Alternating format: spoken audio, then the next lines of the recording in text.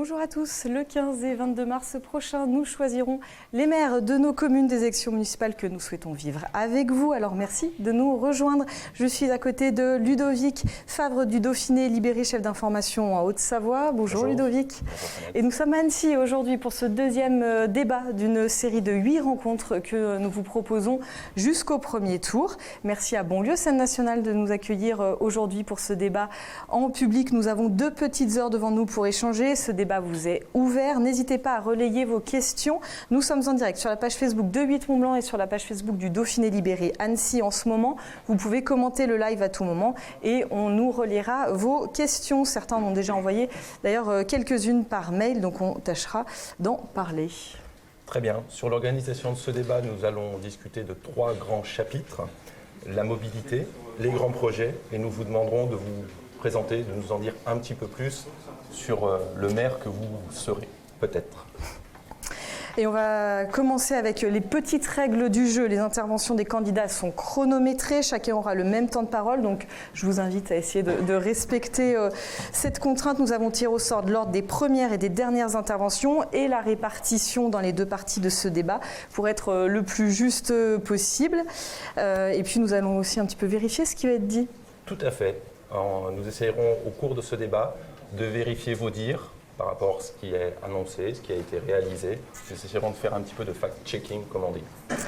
Et on va commencer tout de suite avec cette première partie. 4 candidats sur les 7 qui sont en lice pour la mairie d'Annecy.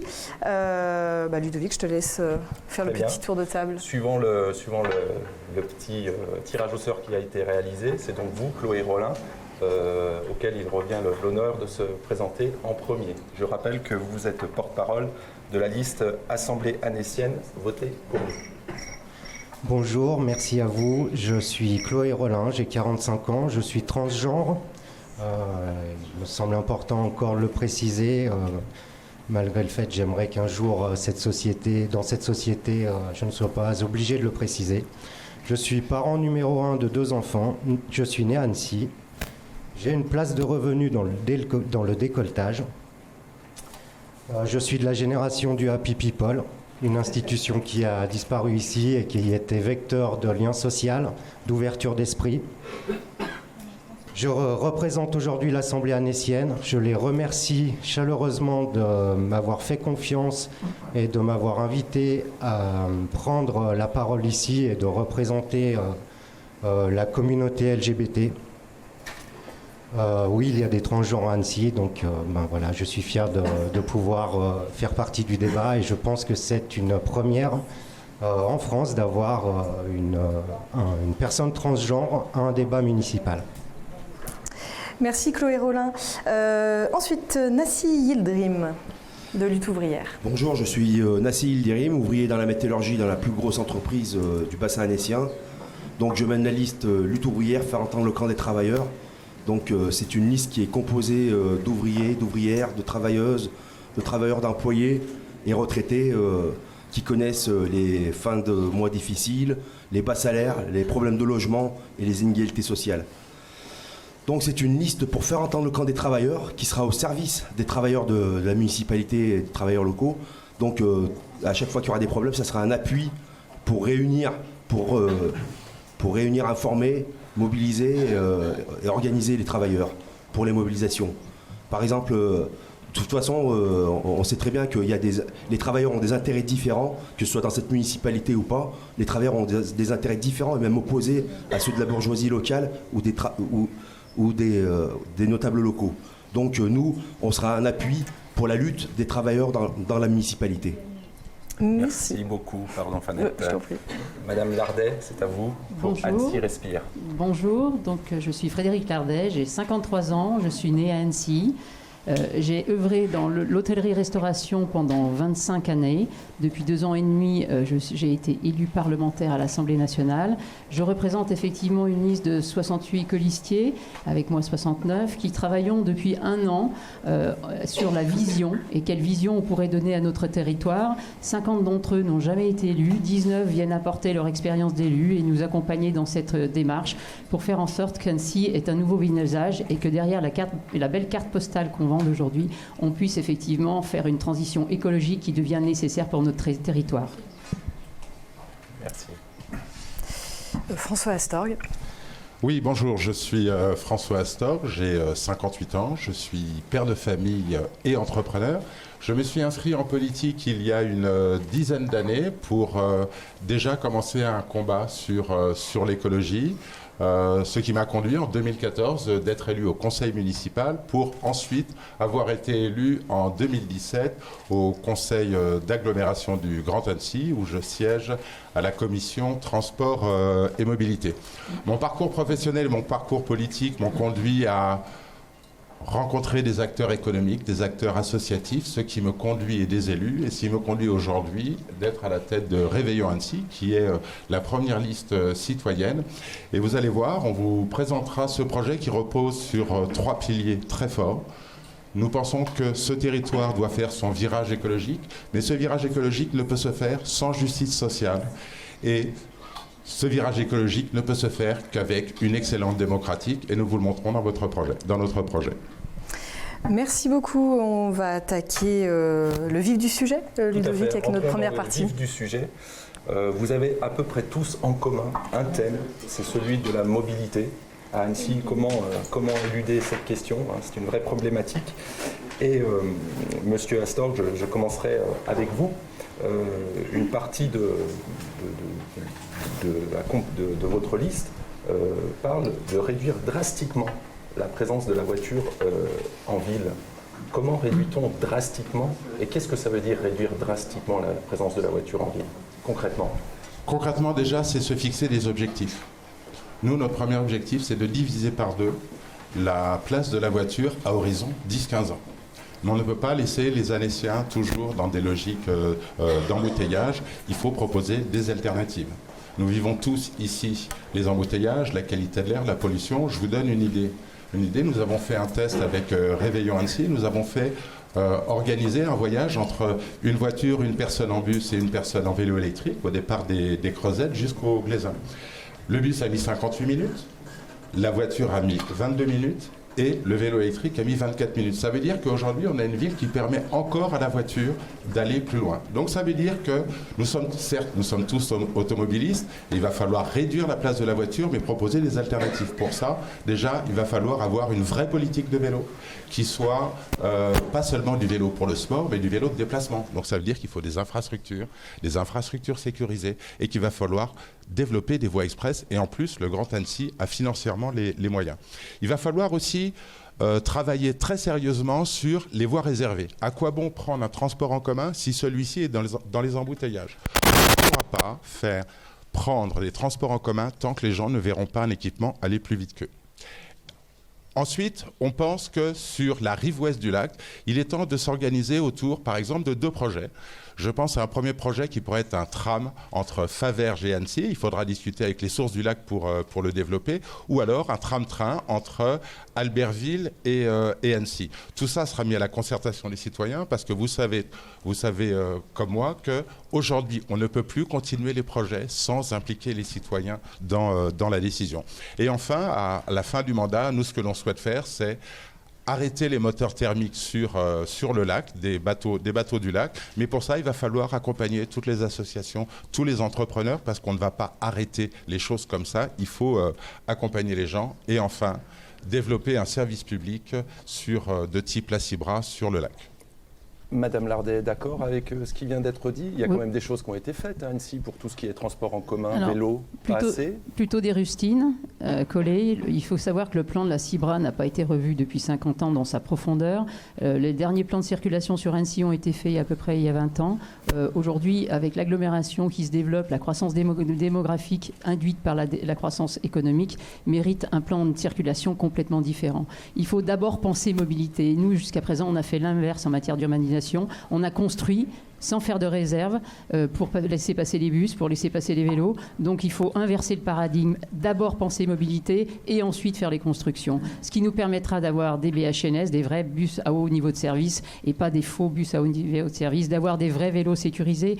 Moi, j'ai rencontré un certain nombre de parents qui se plaignent aujourd'hui qu'ils ne peuvent pas envoyer leurs enfants en vélo à l'école parce que ces voies ne sont pas sécurisées, parce que les abords des écoles ne sont pas sécurisés.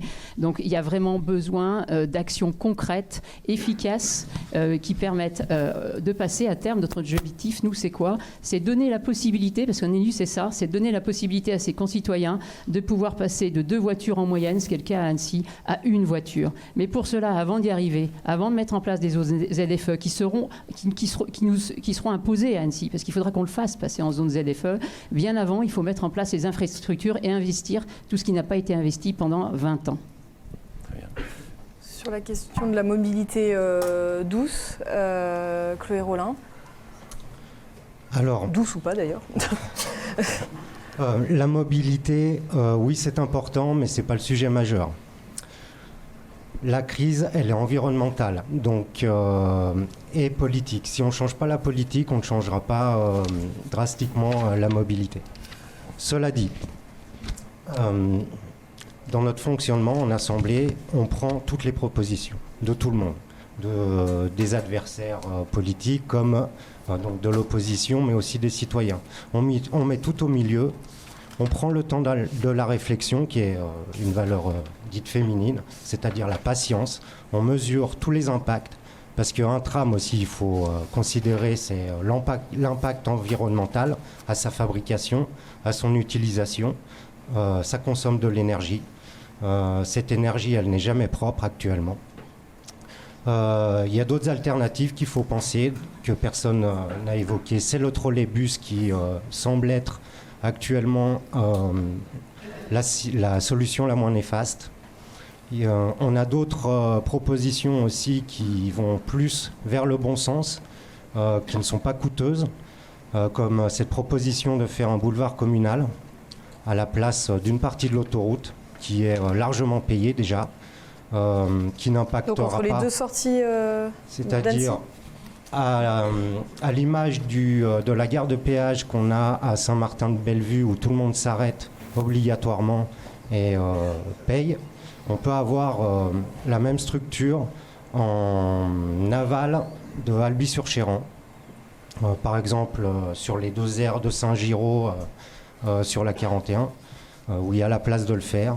Vous évoquez la gratuité du contournement d'Annecy, quoi. Voilà, pour que les gens puissent l'emprunter. On met la voie de gauche à 90 km/h maxi, avec, comme aux États-Unis, la voie de gauche réservée pour les véhicules qui comportent au minimum 2 personnes. Voilà, c'est du bon sens, de la rationalité. On enlève tous les bouchons du Trège le matin et le soir, Annecy-le-Vieux, Crangevrier, voilà, simplement du bon sens. Après, on étudie toutes les autres propositions. C'est votre proposition pour désengorger le centre-ville d'Annecy? Une des propositions en plus, mais on n'applique rien sans l'avis général des citoyens. Nassi Yildirim, votre discours est très social, hein, c'est la défense des travailleurs contre le grand capital, hein, vous serez d'accord avec ça. Les travailleurs, ils vont travailler, ils se déplacent. Je suppose que la mobilité des travailleurs et leur accès au transport, c'est aussi quelque chose qui vous touche, même si ce n'est pas forcément présent dans votre discours. Bah effectivement, si, en fait, c'est présent dans mon discours, parce qu'on le dit depuis le début de la campagne. Les travailleurs ont moins accès. De toute façon, la ville d'Annecy, elle a été conçue, les transports en commun ne sont pas assez développés. C'est clair et net.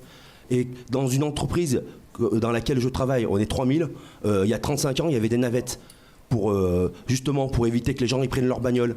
Donc aujourd'hui, on se retrouve avec des 3000 travailleurs qui sont obligés de venir avec leurs moyens personnels et puis parce que les transports en commun, ok, mais avec des horaires à 4h du matin, la nuit, tout ça. Donc c'est ça qu'il faut attaquer. Nos patrons, on pourrait les faire payer plus. On voit bien aujourd'hui que de toute façon, sur Annecy, c'est une des villes qui paye le moins de contributions, qui a le moins de contributions employeurs sur le transport en commun. Donc aujourd'hui, oui, on peut faire payer plus les patrons. Et puis nous, on est pour la gratuité des transports en commun dans la ville d'Annecy, et pas que la ville d'Annecy. Après, c'est sûr que je vais pas faire vous raconter du pipeau, raconter comme certains ont raconté il y a 5 ans ou 6 ans qu'il fallait créer des trams et tout, qu'on attend toujours les rails. Mais bon, le problème c'est que voilà. On ne va pas faire des fausses promesses. Nous, on sera un appui au service des travailleurs, que ce soit au niveau des transports, à tous les niveaux. Et on essaiera de prendre des décisions et de faire en sorte qu'aucune décision soit prise à l'encontre des travailleurs. Sur la question de la gratuité des transports, sur votre liste François Astorg, on va trouver notamment des représentants du Parti communiste qui sont pour la gratuité des transports à Annecy. Du coup, la position de Réveillons Annecy là-dessus? Alors ça, la gratuité des transports, c'est quelque chose que l'on doit viser à terme, à long terme. Il faut savoir d'où on part. Il y a des villes comme Dunkerque, effectivement, qui ont mis en place la gratuité des transports, et c'est très bien, mais eux, ils le peuvent parce qu'ils ont un réseau qui est développé. Ils ont des parts modales, c'est-à-dire le nombre de personnes qui prennent les transports en commun, qui sont de l'ordre de 15%, c'est de 10% en Haute-Savoie, 15% du côté d'Annemasse. Nous sommes à 6,5%, 7%. Donc on part de très loin. La voiture a trop de place ici, et donc on a besoin de financement pour développer ces infrastructures, pour arriver à terme à une gratuité des transports. En revanche, je vous disais que tout à l'heure, ce virage écologique, il ne faisait pas sans justice sociale. Nous devons mettre en place des prix, des tarifs ciblés et même des gratuités en fonction des revenus des personnes, parce qu'il y a des personnes pour qui se déplacer, et mon collègue en parlait tout à l'heure, c'est devient compliqué de se déplacer et ça devient très cher, donc les gens doivent gagner en pouvoir d'achat. On a une question, pardon, je me permets, sur Facebook. Au-delà des trajets intra-agglomération, quelle est la position des candidats sur les liaisons ferroviaires avec les villes proches, Chambéry, Lyon, Genève, avec Paris, qui sont aujourd'hui très médiocres? On va vous donner la parole à tous les quatre, mais je demande à François Astorg d'être très très bref et à Chloé Rollin de faire attention au temps. Voilà.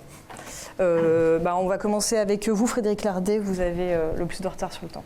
Oui, donc il y a un sujet dont il faut parler, ce sont les frontaliers, 12 000 frontaliers, 24 000 pendulaires donc par jour. Il faut absolument qu'on travaille sur la liaison Annecy-Genève. Le Léman Express aujourd'hui est absolument pas compétitif, entre 1h30 et 1h45.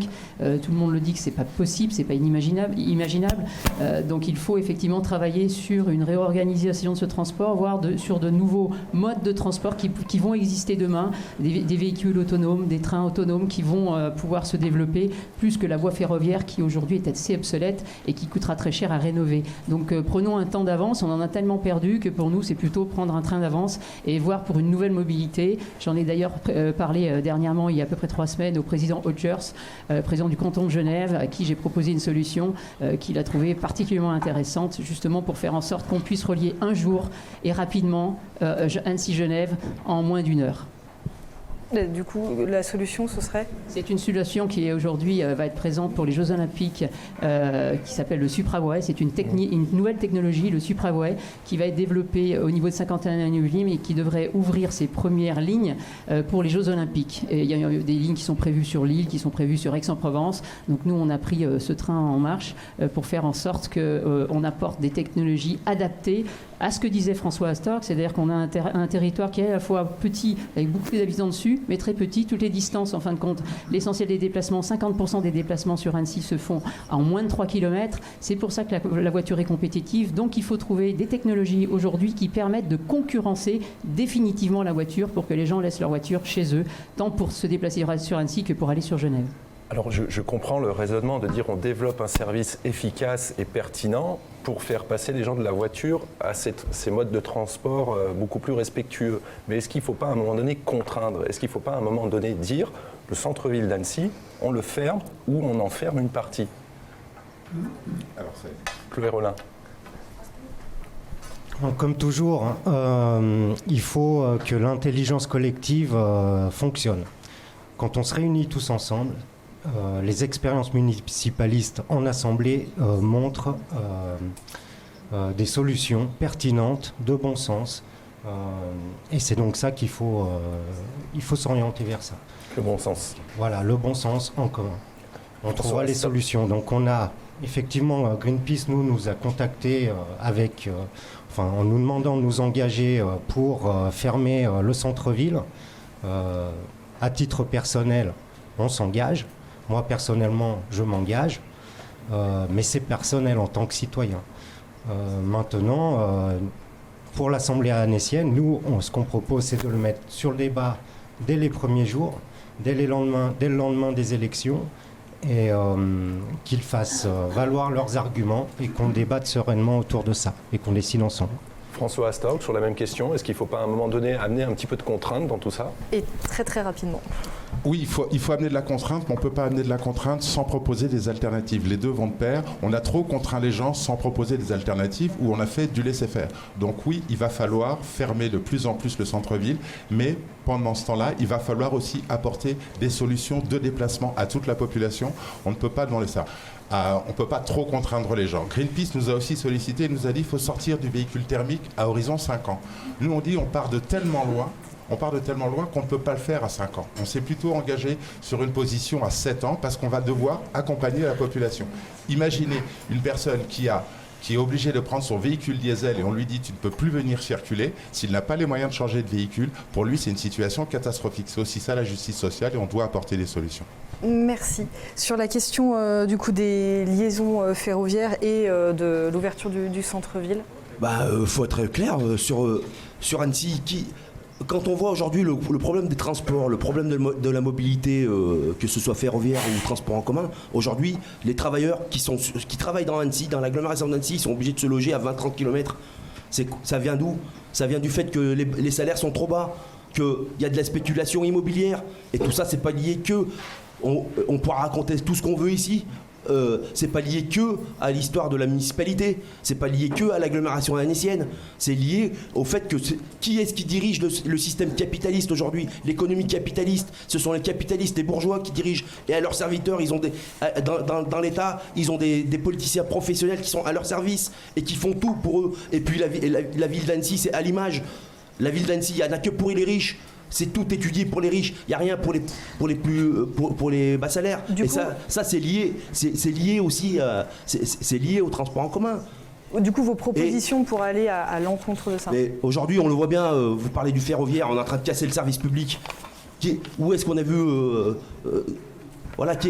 est-ce que vous pensez que les capitalistes les gens qui sont au service des capitalistes vont développer le transport en commun pour tout le monde?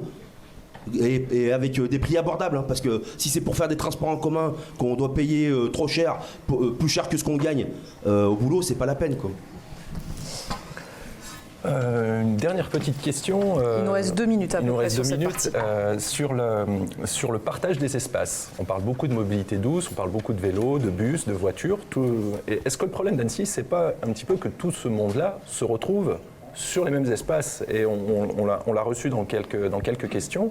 Et effectivement, certaines personnes hésitent à aller à vélo parce qu'on se retrouve sur le même territoire que la voiture. Est-ce qu'il ne faut pas une meilleure sectorisation des usages? Et je vous demande à tous des réponses très courtes. Madame Lardet. Si, je reviens sur ce que j'ai dit, c'est-à-dire l'alpha et l'oméga de ce qu'il va falloir faire en matière d'urbanisme, c'est d'abord penser mobilité. Et on pensera construction une fois qu'on aura effectivement fait les réserves pour la mobilité.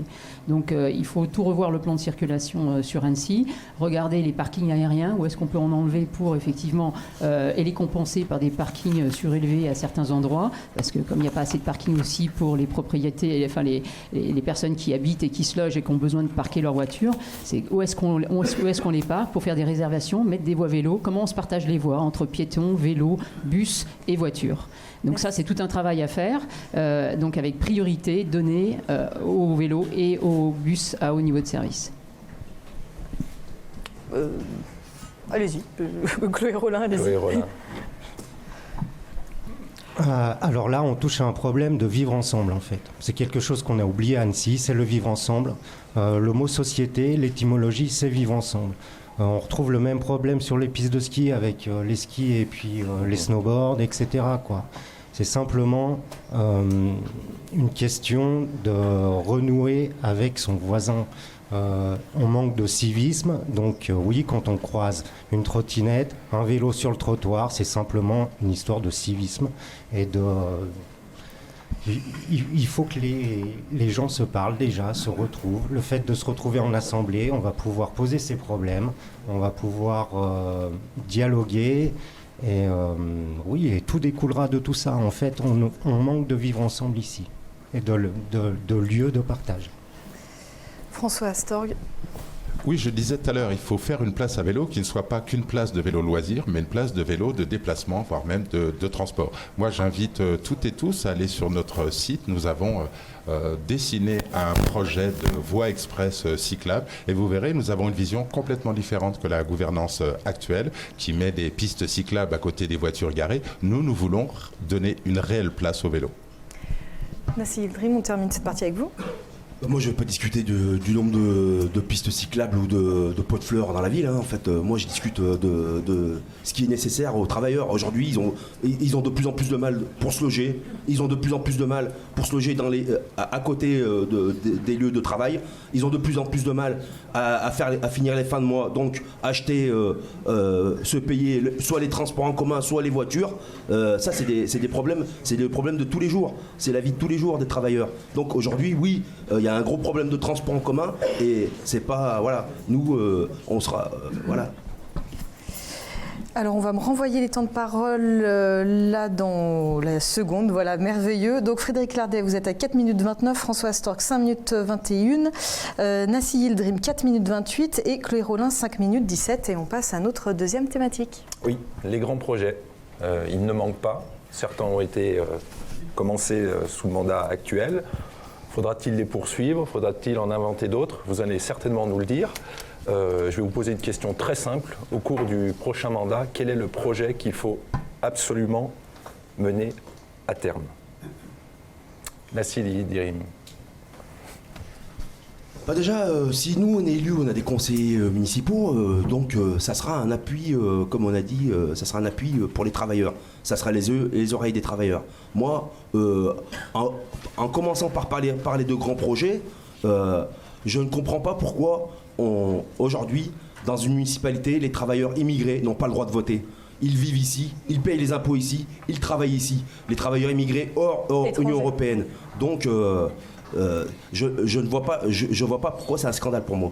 Après, deuxièmement, on n'est pas dans le grand projet qui transforme la ville. Là, je parlais concrètement. Quel est le ça transformera la vie des travailleurs, parce que justement, dans les municipalités, dans les écoles, les employés, aujourd'hui, compter le nombre de CDD, de personnes qui sont précaires, on pourrait les embaucher. Ça fait partie de mes grands projets à moi. Moi, les grands projets, c'est pas le hara, mettre des millions. Je me prononcerai même pas là-dessus. Moi, les grands projets, c'est les transports en commun pour les travailleurs, les logements sociaux. Créer des logements sociaux, justement.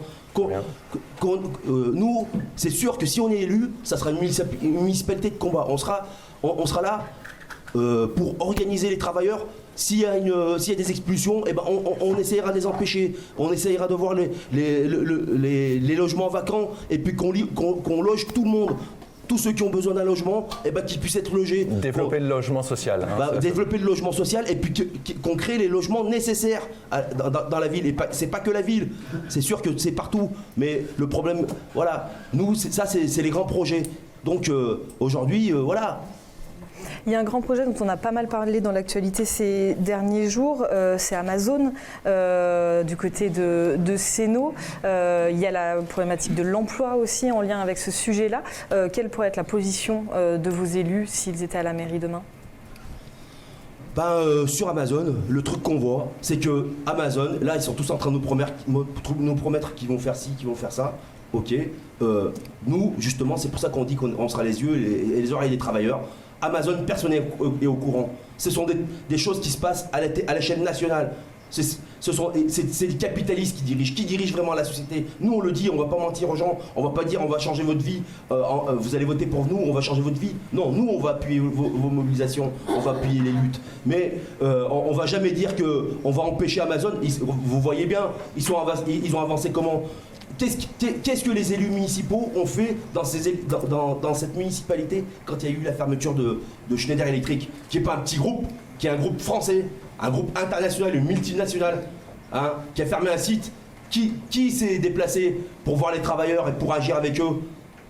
Donc nous, justement, dans cette municipalité, on sera au service des travailleurs pour informer, réunir, organiser et mobiliser les travailleurs. Et le centre de tri postal à Cran, qui est en fin de vie, là, qui sont en train de fermer, ben, nous, on sera pour mobiliser les travailleurs là-dessus aussi.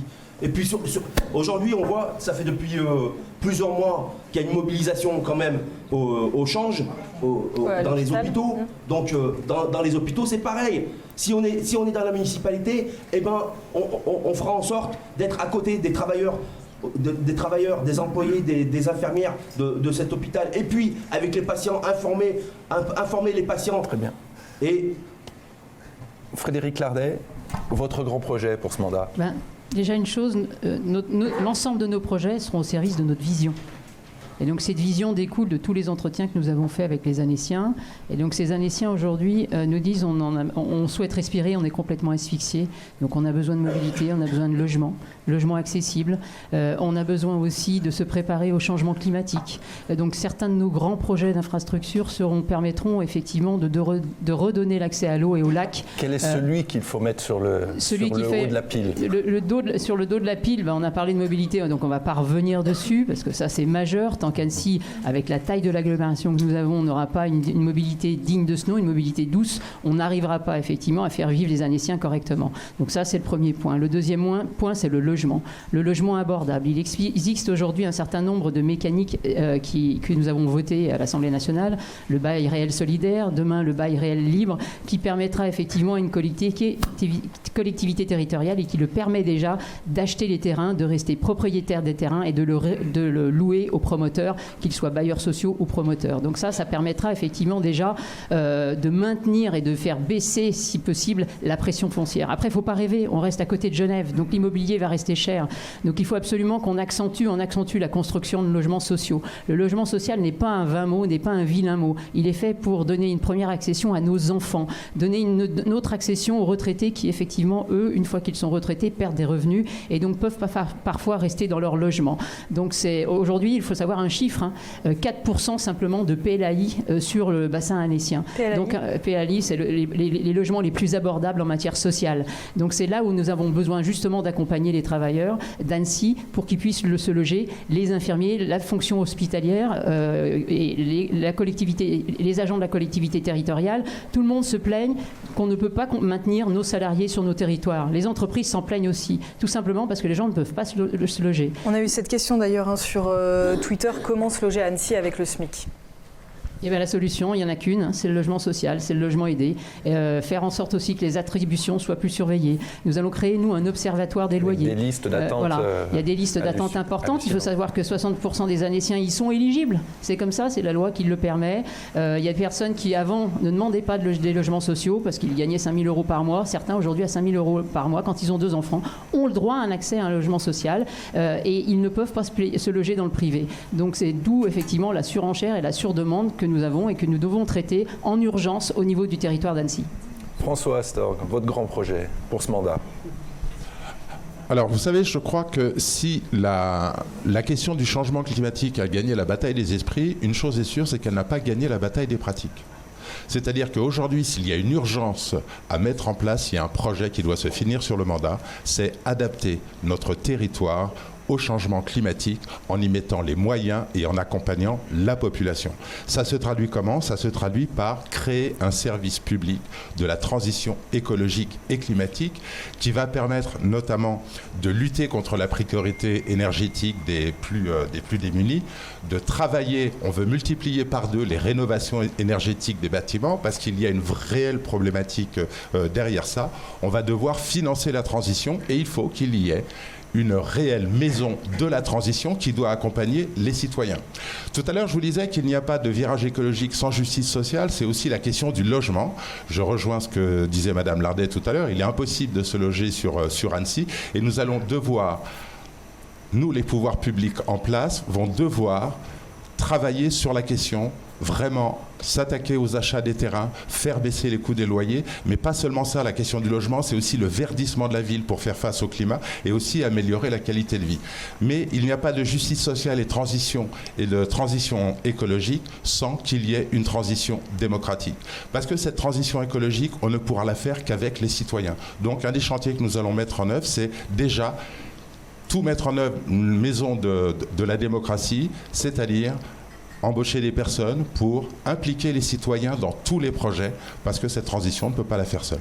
Et ces terrains dont vous parlez pour verdir notamment la ville, est-ce qu'ils existent ?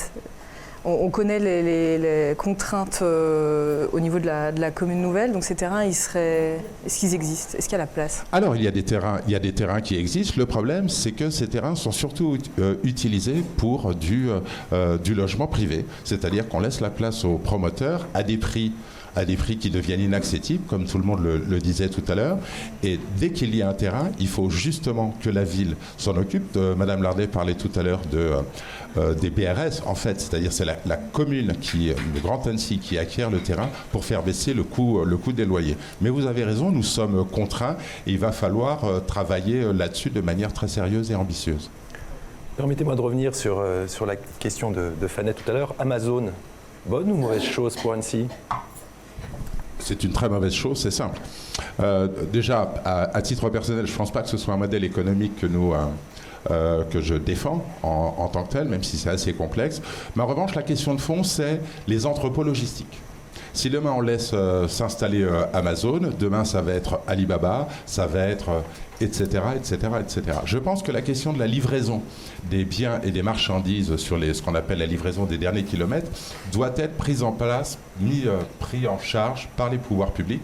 C'est-à-dire qu'il faut qu'on crée une société publique qui permette de mettre à disposition des entreprises des locaux logistiques pour qu'on puisse livrer avec des véhicules vertueux, toujours pour répondre à la problématique du changement climatique. Donc non aux entrepôts d'Amazon, oui aux entrepôts pour le territoire.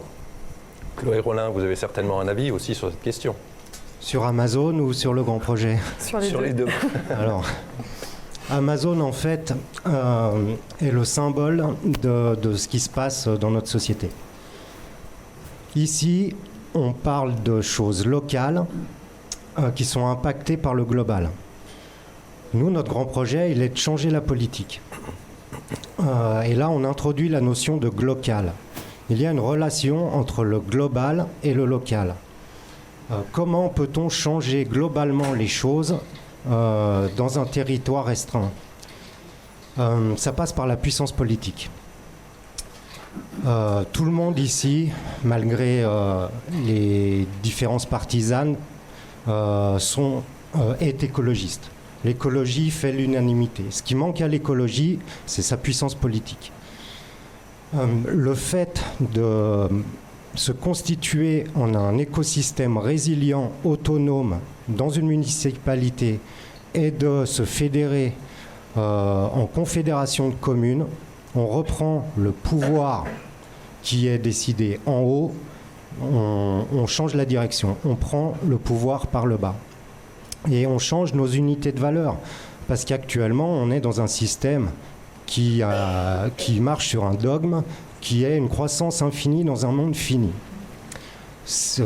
Les économistes sont autistes et ne prennent pas en compte l'environnement. Ce qui se passe, c'est qu'il y a actuellement un biocide. Plus personne ne peut le nier. Le climat, ok, mais le climat, c'est une résultante, c'est une conséquence, et on ne s'attaque pas à la cause. La cause, c'est l'épuisement des ressources, l'épuisement de l'eau. L'humain est considéré comme une unité de valeur qui est lui-même une ressource. On parle de ressources humaines. Tout est fait pour augmenter, pour avoir cette croissance qui est à bout de souffle. Chloé Rollin, ramenez-nous à votre grand projet. Le grand projet, c'est le municipalisme. Le municipalisme, c'est on vise l'autonomie pour... Vis-à-vis de qui ? L'autonomie alimentaire. Bon, comme ça, on développe les circuits courts. On prend notre autonomie alimentaire qui aujourd'hui à Annecy est de 0,76%. Tout vient par camion.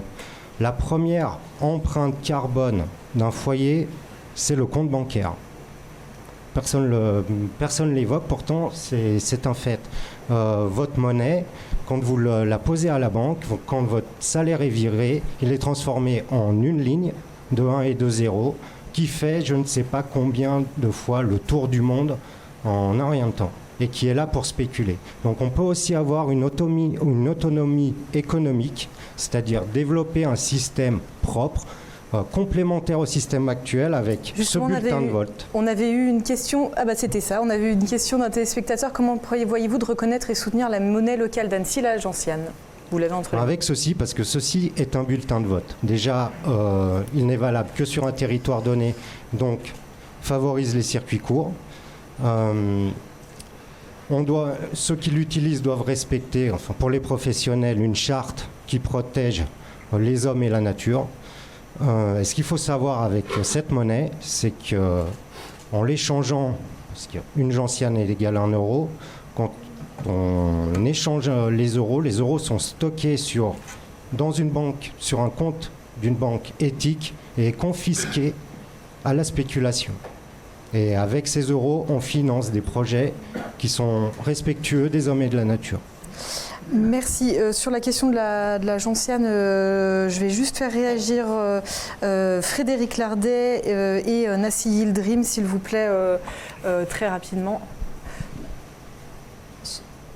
Allez-y. Ouais, sur la monnaie, la gentiane, effectivement, j'ai pu rencontrer les fondateurs de la gentiane. Ils ont besoin absolument que la collectivité les mette en avant, les cautionne plus, fasse en sorte qu'il y ait une meilleure promotion. Aujourd'hui, il y a une mauvaise connaissance de cette monnaie locale qu'il faut développer, inciter les commerçants à l'utiliser et surtout faire connaître auprès des consommateurs qui doivent aujourd'hui être des acteurs locaux.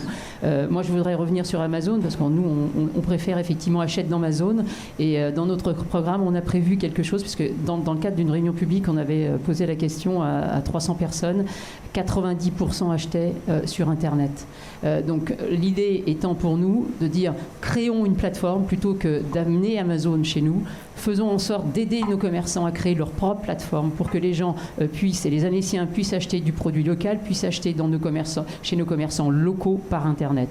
Une fois qu'on aura résolu ce problème, tous les Annéciens n'auront plus besoin d'Amazon, pourront acheter dans nos commerces, pourront venir chercher dans les commerces, parce qu'aujourd'hui, il y a une notion d'usage aussi. Ici, tout autour de nous, nous achetons tous sur Internet. Donc comment pouvons-nous, nous, collectivités et futurs élus, aider nos consommateurs annéciens à acheter dans les commerces annéciens, même par Internet? Nassi Yildirim, sur la monnaie locale. Sur la gentiane, est-ce que ça va être comme le Bitcoin? Ça va être repris par les plus grosses banques qui vont spéculer avec. Moi, le problème, c'est pas la gentiane, c'est à la fin du mois combien on touche. Hein, les travailleurs, les salariés, ceux qui ont des allocations ou les pensions de retraite, combien on touche à la fin du mois? Est-ce qu'on arrive à survivre avec ça? Parce que moi, la gentiane ou pas gentiane, moi, je veux finir les fins de mois. Je veux que tous les travailleurs toute la population puisse finir leur fin de mois et pas que ce soit pas que donné aux riches et que qu'on ait des loisirs, qu'on ait de la culture, tout ça. Donc, la gentiane ou pas la gentiane, c'est pas mon problème.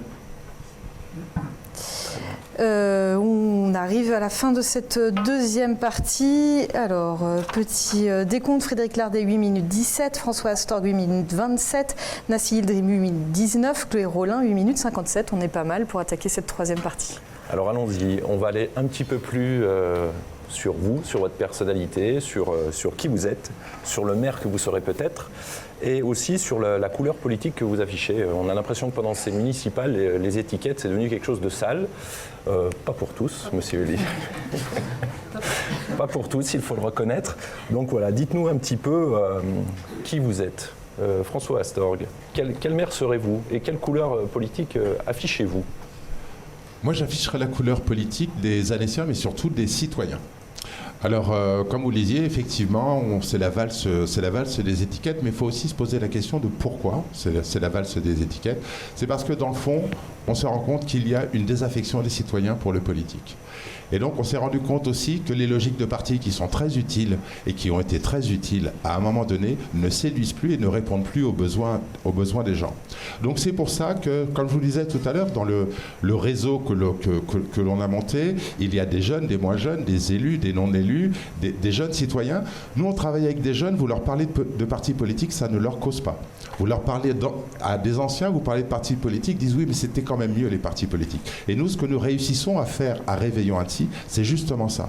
C'est un groupe cohérent, en complète cohésion par rapport à l'objectif de notre projet de territoire. Donc c'est pour ça que nous sommes hors clivage, non partisan et sans étiquette. C'est parce que dans le fond, ce qui compte, c'est le projet de territoire plus que le projet d'étiquette. Et quel maire serez-vous? Vous voyez comment en tant que maire? Déjà, je me vois comme le maire de la participation. Aujourd'hui, on parle beaucoup de démocratie participative. Nous, ce que l'on veut faire, c'est de la démocratie implicative. C'est-à-dire que, dans le fond, tous les projets devront être décidés, enfin pas tous les projets, mais les projets très structurants, devront être décidés avec les citoyens. Mais ce n'est pas en consultant une fois par an, en disant on veut votre avis, on fait ou on ne fait pas. C'est qu'il faut que les citoyens soient acteurs du développement et notamment pour la transition écologique. Donc je serai le maire de la participation. Alors permettez-moi de rebondir sur cet aspect des choses. J'ai parcouru un petit peu vos programmes et même lors de cette discussion, on a beaucoup parlé de transition, de développement durable, de pollution. Ce sont des thèmes qui ont été pris à bras-le-corps par les jeunes, par la nouvelle génération. On n'a pas trop parlé de jeunesse autour de cette table. Pourtant, j'imagine que c'est un électorat que vous voulez toucher. C'est un électorat qu'on souhaite toucher. Je pense que tout le monde souhaite toucher tous les électorats autour de la table, sinon on ne serait pas candidat, je suppose. Déjà, nous, les jeunes, ils sont avec nous. Ils travaillent avec nous. Nous sommes la liste la plus jeune, je crois qu'on a 46 ans de moyenne d'âge. Et il y a un vrai travail à faire sur la jeunesse qui quitte un peu Annecy, parce que souvent, les jeunes disent « on s'ennuie ici ». Je vous donne un exemple de ce que l'on veut faire. C'est par exemple un comité de la nuit. Aujourd'hui, on a la difficulté avec une population vieillissante et des jeunes grandissants qui doivent essayer de cohabiter, et on est plutôt dans une logique un peu de la guéguerre où nous on veut sortir et s'il vous plaît ne faites pas de bruit. Nous on veut monter une logique citoyenne de concertation avec un comité de la nuit qui va pouvoir permettre à tout le monde de discuter de ça. Merci beaucoup. Chloé Rollin, sur la question de l'étiquette pour votre liste, on a notamment parlé de la liste des gilets jaunes. C'est un terme qui est réducteur ? Oui, complètement. Les gilets jaunes, à une époque, ça a été juste un catalyseur, une façon de se rencontrer. Quelques personnes se sont rencontrées quand les questions démocratiques sont venues s'insérer dans le débat. Ensuite, ça a tourné vers des ateliers constituants. Ce sont des personnes qui recherchaient la cause des causes aux différentes crises que nous traversons. Ces crises étant toutes liées les unes aux autres et liées surtout à notre impuissance politique. Donc ensuite, le groupe s'est élargi et s'est constitué en une assemblée citoyenne. On s'est rapproché, alors on est loin d'être seul, parce qu'il y a tout un réseau français et mondial autour du municipalisme, notamment le réseau Utopia, la commune est à nous, Action commune. C'est un mouvement qui est même au-delà de la France. On voit son émergence beaucoup en Espagne, en Europe bien sûr, et puis en Amérique, dans les Amériques. Donc on n'est pas seul. On pense que c'est une bonne opportunité de changer vraiment le monde. Le monde doit être changé. Actuellement, on a les 5 facteurs qui sont réunis pour un effondrement de civilisation. Mais on a aussi les 3 autres facteurs pour une renaissance, pour un changement de monde. Et de toute façon, le système actuel nous envoie dans le mur et on va le subir. Et comme disait Winston Churchill, il vaut mieux prendre le changement par la main plutôt qu'il ne vous prenne à la gorge. Une petite précision, là on vous a présenté comme porte-parole la question de la tête de liste. Alors oui, c'était une volonté de notre part de ne pas afficher de tête de liste. Déjà, vous serez obligé de le faire pour vous inscrire auprès de la préfecture. Encore, on ne voit pas trop l'intérêt parce que les électeurs n'élisent pas un maire. Mais vous serez obligé de le faire. Oui, ce sera annoncé le 20. Ce jeudi, la liste sera annoncée au complet. Cela dit, voilà, on voulait porter notre projet. On a bien vu que quand les listes ont présenté leur tête de liste, c'est parti en guerre d'ego, des trucs qu'on n'aime pas trop en fait, qui polluent justement le débat politique. Donc merci. Inutile de vous demander quel maire serez-vous à cette heure, en tout cas. La mairesse de la Renaissance, on dira, politique. Merci. Frédéric Lardet. Bien, comme vous le savez, un seul homme a toutes les étiquettes politiques, donc Nous sommes un certain nombre à avoir gardé la plus belle, celle des Annéciens. Comme je le dis, moi, pour Annecy Respire, notre seul parti, c'est Annecy. C'est pour ça qu'on s'est engagé. Il était important pour cette élection, qui est la première du genre, fusion de communes, d'avoir une élection, des projets différents, des personnes qui prennent la parole, qui représentent l'ensemble des Annéciens, et pas forcément les partis politiques. Donc voilà, ça c'était la première chose. Ensuite, un seul homme, pour ceux qui prendraient le débat en cours de route, dites-nous. Un seul homme, si je peux me permettre, tout le monde le sait aujourd'hui, c'est M. Rigaud qui a l'ensemble des étiquettes politiques suivies par l'ensemble, donc c'est certainement très bien.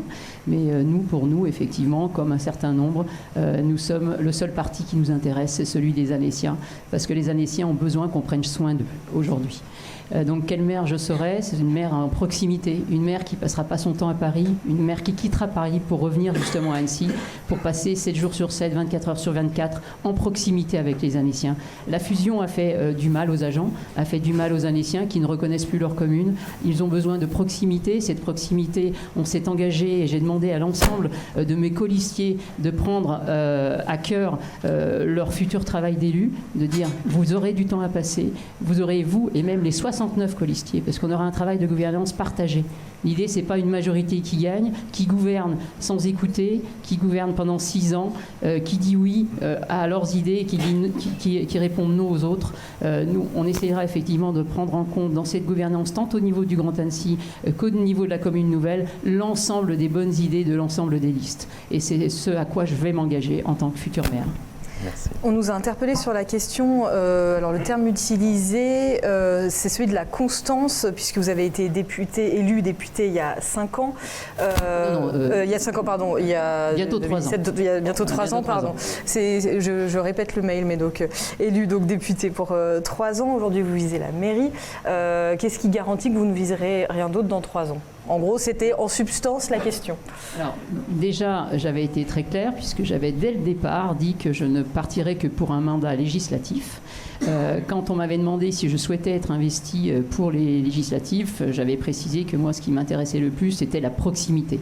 La proximité, c'est ce que j'ai toujours fait. J'ai travaillé sur le terrain, j'ai été proche des personnes, et c'est ce que je retrouve dans un mandat de maire. Aujourd'hui, par contre, l'intérêt, c'est quoi? L'intérêt que j'ai eu d'être 3 ans parlementaire, c'est l'acquisition de l'expérience. Il faut savoir que l'ensemble des lois qui sont votées, bien ou moins bien, qui plaisent ou qui plaisent moins, sont faites pour les citoyens, sont faites pour être appliquées sur le terrain, et sans cette expérience de parlementaire, je n'aurais pas pu aujourd'hui me présenter devant vous. C'est cette expérience de 3 ans qui me permet effectivement de comprendre les mécaniques, qui me permet de comprendre, d'appliquer le meilleur de ce qui doit être mis en place grâce aux lois qui sont votées au niveau du Parlement. Très bien. Monsieur Yildirim, je suppose que vous serez un maire de combat, vous nous l'avez dit. Hein, c'est ça? Ah bah, j'allais commencer par là. Mais... Donc, moi, aujourd'hui, je suis un ouvrier qui fait les 2-8, qui connaît les fins de mois difficiles, qui connaît les conditions de travail, qui connaît l'exploitation. Si je suis à la tête de la mairie, oui, on sera une mairie de combat. On sera aux côtés des travailleurs, comme on l'est aujourd'hui. Depuis 3 mois, on est dans la lutte contre la réforme des retraites. On a été dans les luttes sur les lois de travail, les ordonnances Macron. Dans les entreprises où on est, on se bat contre les attaques patronales, qui sont... voilà. Et c'est toujours pareil. On n'est pas des politiciens professionnels, nous. Par contre, moi j'ai une étiquette politique, oui. C'est faire entendre le camp des travailleurs, c'est lutte ouvrière. Je ne le cache pas, je ne le nie pas. Parce que de toute façon, aujourd'hui, tout ce qui est construit, la société, elle tourne grâce à tous les travailleurs. L'ensemble des travailleurs, voilà. Donc, sans eux, il n'y a rien qui tourne. Aujourd'hui, le seul problème, c'est qu'ils ne prennent pas conscience de leur force. Et si on prenait conscience de notre force, on pourrait renverser, on pourrait se défendre contre les attaques du patronat. On pourrait faire augmenter les salaires, on pourrait se battre, se mobiliser, s'organiser. Et justement, dans la municipalité, c'est ça. Si je suis maire dans la municipalité, c'est sûr que je serai à côté, je serai un appui pour tous les travailleurs, tous les employés de la municipalité, des écoles, de l'hôpital, du service public et puis de toutes les entreprises dans le bassin annécien. Merci beaucoup. On touche à la fin de cette partie. On va me renvoyer les temps de parole pour la conclusion. On a tiré au sort l'ordre d'intervention de ces conclusions. Et donc, on va commencer. Alors, attendez, je vous les donne tout de suite. Frédéric Lardet, 10 minutes 47. François Astorg, 10 minutes 56. Nassi Yildirim, 9 minutes 48. Chloé Rolin, 11 minutes 32. Donc, pour résumer, Nassi Yildirim, vous avez un peu plus d'une minute. Chloé Rolin, un peu moins d'une minute. Donc on va commencer avec vous, Chloé. Merci de m'avoir écouté. En tout cas, pourquoi voter pour vous? J'ai pas posé la question. Pourquoi voter pour vous? Déjà, c'est pas voter pour moi, mais c'est voter pour vous. C'est le principe du municipalisme. Le municipalisme, c'est la forme politique de l'écologie sociale. J'aurai pas le temps de développer l'écologie sociale, mais vous trouverez toutes ces notions facilement en ligne. Nous prônons l'éducation populaire et c'est ce qui va sauver l'humanité. Merci. Merci. Ensuite, Nassi Yildirim, c'est à vous. Pourquoi voter pour vous le 15 mars? Donc aujourd'hui, on est dans un système capitaliste qui est en fin de vie, qui nous amène la crise. Et aujourd'hui, pour maintenir leurs profits, les capitalistes, ils mènent des attaques contre tous les travailleurs.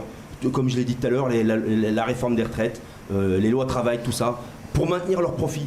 Donc ils sont prêts à nous emmener droit au mur. Nous, il faut voter pour nous, parce que nous sommes justement des travailleurs comme tous ceux qui sont exploités, qui n'ont que leur travail et leurs allocations ou pensions de retraite pour vivre.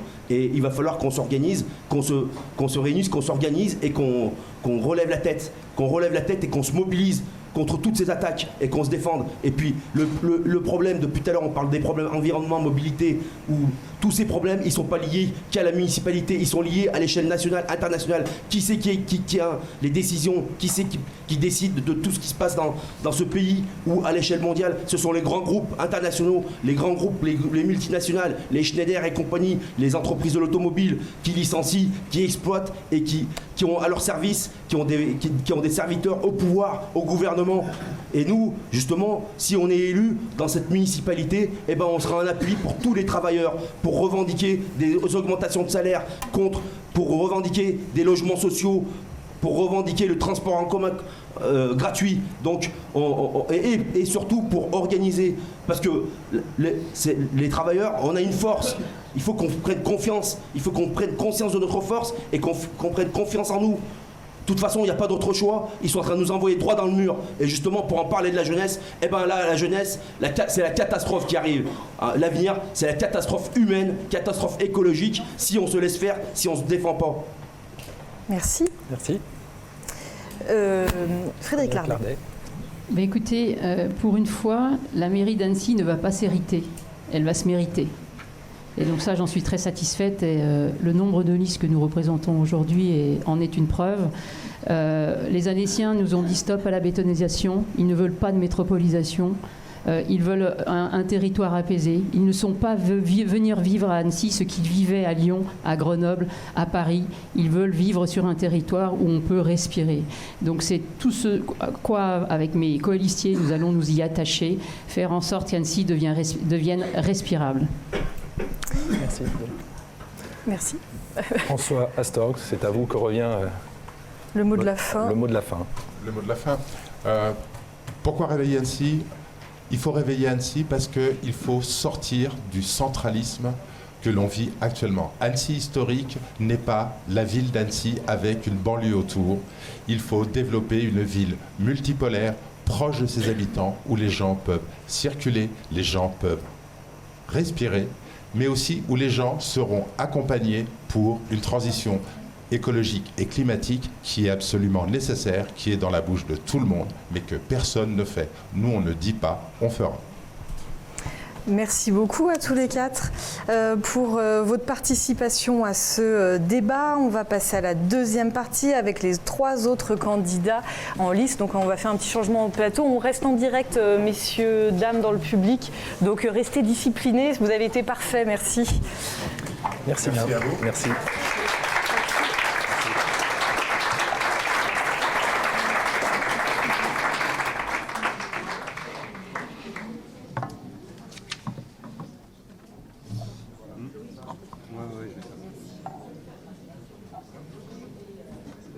Là, de ce côté, le quatrième, on va l'enlever. Ok.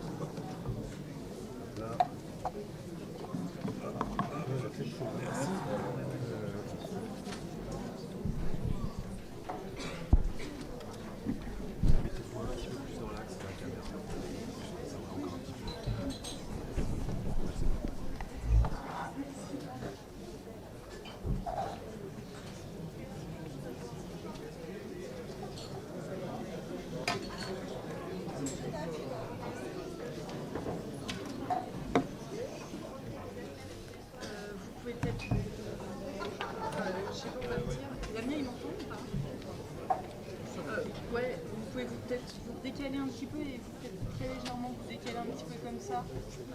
Damien, tu me dis. Voilà. C'est bon là? C'est bon. Bah, c'est juste au niveau de la... Puisqu'ils sont trois. Merci beaucoup. Ok.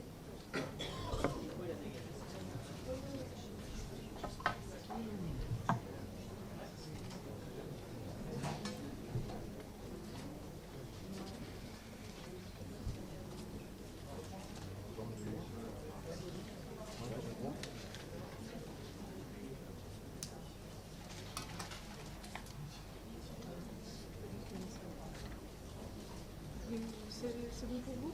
Attends. Vous êtes prêts?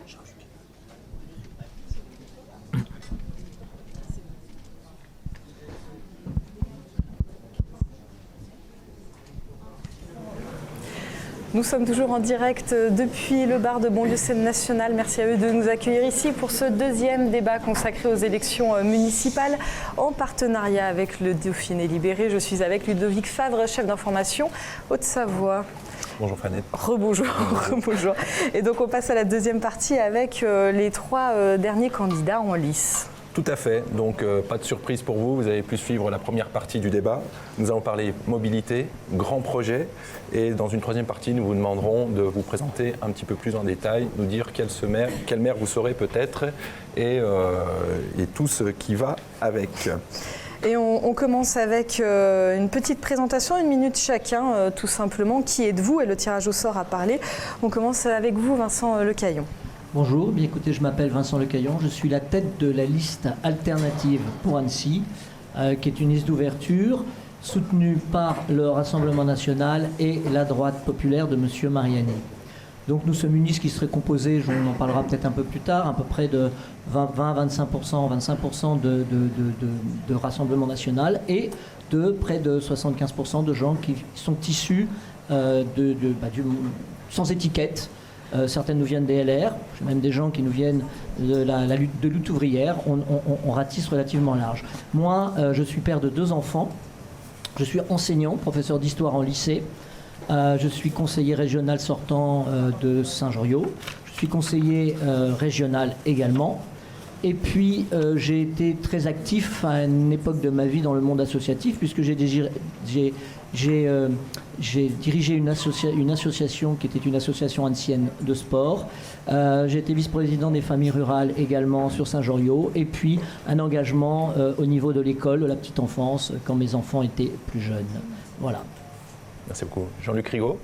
Eh bien, moi, je suis l'actuel maire d'Annecy et président de l'agglomération Grand Annecy. Je porte une équipe qui a mis en place la commune nouvelle avec les actuels maires délégués de Crangevrier, Pringy, Sénaux, Annecy-le-Vieux et Métais. Et aujourd'hui, bien, je porte une liste qui s'appelle Pour Annecy, naturellement.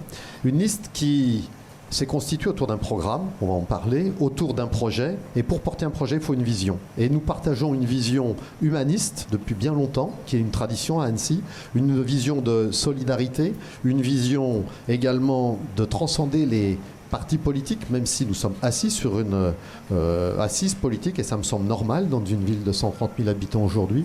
Et enfin, une vision où nous partageons tous une mission de service public très marquée en direction des Annéciens. Donc cette équipe, elle est solide, elle est équilibrée entre des expérimentés et des nouveaux, et elle est également la liste du parti d'Annecy, puisque tous les colistiers habitent Annecy. Denis Dupertuis pour la liste des Annéciens. Oui, donc Denis Dupertuis, donc j'ai 39 ans. Depuis 4 ans, j'ai créé mon entreprise d'horticulture, puisque j'ai créé les Jardins de l'Ornay, un parc horticole sans produits chimiques, pour être en rapport, on y reviendra tout à l'heure, avec mes convictions personnelles écologistes. Ça fait maintenant 12 ans que je suis conseiller municipal d'opposition à Annecy Centre et conseiller d'agglomération au Grand Annecy, et dans ce cadre-là, j'ai eu à ferrailler pas mal de fois contre Jean-Luc Rigaud qui a parlé juste avant moi. Je conduis aujourd'hui donc une liste citoyenne, puisque chez nous, aucun colistier n'est encarté. Représentatif de l'ensemble des communes déléguées, puisque j'ai tenu à ce qu'il y ait une représentativité en proportion de la population, qui, à mon avis, représente la seule alternative crédible face à la liste de Jean-Luc Rigaud, puisque chez nous, il n'y a aucun conseiller municipal ou maire adjoint qui a soutenu à un moment donné les projets menés par la liste majoritaire. Merci à tous les trois. On passe à la première partie. Bon, il y a un petit peu moins de surprise que sur la première. On va parler mobilité. Tout à fait. Mobilité, sujet, thème qui sous-tend plein d'autres thèmes. La pollution, enfin, la qualité de l'air, plein d'autres choses, le côté apaisé de la ville. Donc, vous allez nous en parler. Vous allez surtout nous dire votre vision de la ville. Il faut plus de vélos, il faut plus de bus. Est-ce que la solution, c'est uniquement cela, Monsieur Le Caillon ? Alors, les problèmes de mobilité sont complexes. Ils sont complexes parce que la ville, telle qu'on la connaît aujourd'hui, c'est une ville qui a été restructurée, pratiquement de fond en comble, petit à petit, à partir des années 70, pour et par la voiture. J'invite les spectateurs à aller se rendre sur des sites de vieilles photographies où l'on voit les photographies de nos centres-villes dans les années 50, dans les années 60. On a des choses qui sont complètement différentes. On trouve beaucoup de trolleybus, beaucoup de tramways.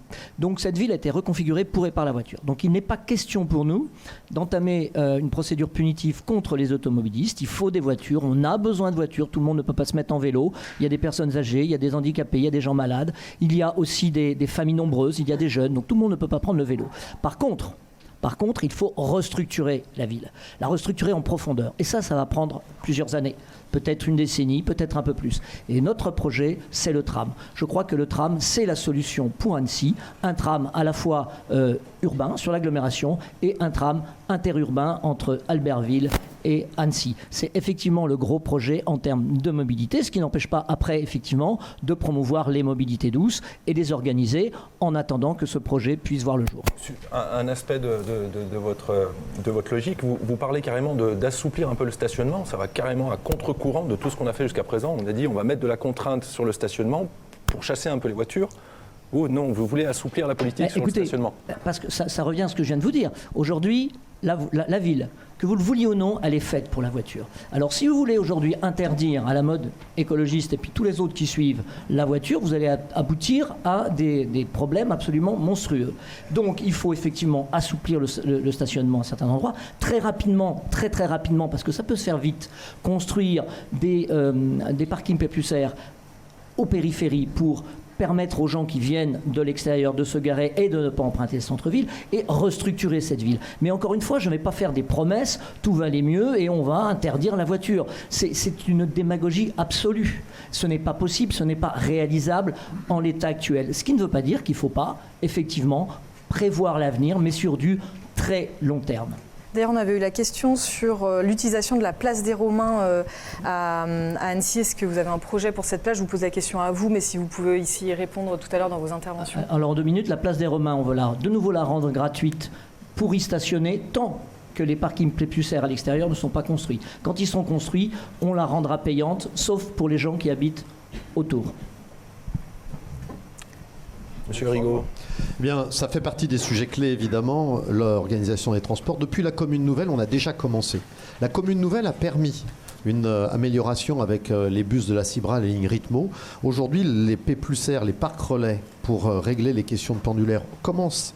Et on peut commencer à les mettre en œuvre. Il va encore falloir quelques années pour en faire des complets, parce que la commune nouvelle le permet. Parce qu'aujourd'hui, c'est plus facile de mettre à Sénaux, à Métais ou à Anne-Sylvieux des parcs relais en bout de ligne Ritmo, de façon, puisque c'est la même commune et donc c'est le même conseil municipal. Avant, c'était beaucoup plus compliqué. Donc c'est un effet immédiat de la mise en place de cette nouvelle organisation qui est à parachever. Ensuite, le projet, c'est de remplacer les lignes Ritmo par un tramway. Et là, nous sommes engagés. C'est le projet de beaucoup de gens. C'est le projet de beaucoup de gens, mais ce n'est pas un projet qui est venu par hasard. C'est un projet qui s'est construit depuis longtemps. C'est un projet qui est également porté par la majeure partie des habitants. C'est un projet que nous avons vu remonter par la démarche Imagine le Grand Annecy. On en reparlera tout à l'heure. Et donc, c'est un projet que nous porte. Les études sont menées par l'agglomération, parce que là, on parle beaucoup de ville d'Annecy, de candidats à la mairie d'Annecy. N'oublions pas que ces élections sont aussi intercommunales et qu'il y a une partie des colistiers qui siégeront à l'intercommunalité, qui portent les politiques de transport, et donc il faut regarder un peu plus que les seules frontières de la commune. Donc tramway, 2 lignes de tramway structurantes, bien sûr conforter les lignes rythmo, c'est déjà dans les tuyaux pour 2020, fin d'année 2020 et 2021, puis en parallèle améliorer le réseau cyclable. Nous avons construit jusqu'à présent 5 km de réseau cyclable. Il y a encore beaucoup de points noirs, c'est perfectible. La maturité est là, puisque nous avons mis en place 1000 vélos électriques à assistance électrique avec vélo Nessie et la Cibra. Il y a une forte demande, donc on voit que ça répond aujourd'hui. Donc il est temps d'accélérer le réseau cyclable. Et enfin, aller sur une transition, puisqu'on est dans le partage de l'espace. La transition, c'est moins de voitures, mais c'est mieux de voitures, c'est-à-dire covoiturage, autopartage, comment on électrifie progressivement le parc avec l'installation de bornes électriques déjà qui s'est développée sur la ville, le réseau des voitures Cities par exemple, et c'est cet équilibre-là qui fera basculer la ville dans cette transition d'usage d'un meilleur partage de l'espace et bien sûr de la décarbonation. Vous avez porté aux côtés du département le fameux projet Lola, liaison ouest du lac d'Annecy avec le bus à haut niveau de service et le fameux tunnel Semnoz. Vous avez évolué sur cette question? Alors évidemment, j'ai porté cela parce que moi j'ai la vision de la ville apaisée et d'un usage des bords du lac également apaisé. Donc le tunnel sous le Semnoz, c'est à la fois une ligne de bus à haut niveau de service qui passe pas sur la piste cyclable parce qu'on veut la garder, la piste cyclable au bord du lac, qui passe sur la route actuelle en axe central parce qu'un bus et du transport en commun, c'est là, doit passer là où il y a des habitations à desservir, donc le centre des villages actuels, et pour permettre ça dans un espace aussi contraint que le nôtre, je reviens à la notion de partage de l'espace, c'est effectivement la réalisation du tunnel. Voilà le projet. Aujourd'hui, notre équipe, nous disons, compte tenu de la concertation qui a eu lieu et des études complémentaires, eh bien que ce projet, il sera remis à la consultation publique avec un vote. Dès que le conseil départemental aura pu produire les études complémentaires, on pense pour la fin de l'année 2020, on retourne aux urnes pour ça. Un référendum. C'est ça. C'est pas une façon de l'enterrer, ce projet? C'est pas une façon de l'enterrer, c'est de remettre les Annéciens devant ce choix avec un éclairage de manière à ce que les choses puissent être clairement faites. Et parce que l'enjeu derrière, c'est la ville apaisée. Et tout le monde dit, devant la mairie par exemple, actuelle, un peu incendiée certes, il y a 2 fois 2 voies. La voie de droite réservée aux bus à haut niveau de service qui viennent du bord du lac et également aux cyclistes de façon à ce qu'ils soient plus sur les trottoirs dans cet espace hyper fréquenté et contraint. Eh bien ça c'est possible, mais il faut un peu enlever de circulation parce que la transition, elle doit être rapide et commencer maintenant. Et c'est aussi pour ça que nous on veut du tram. Parce que le tram on sait faire, c'est maintenant. C'est pas dans 10 ans ou dans 15 ans, après encore des grandes études. Monsieur Dupertuis. Oui, je crois qu'en termes de transport, je voudrais simplement relever une forme, à mon avis, d'incohérence dans ce que vient de dire M. Rigaud, parce qu'il vient de faire voter un plan de déplacement urbain à l'agglomération il y a quelques mois.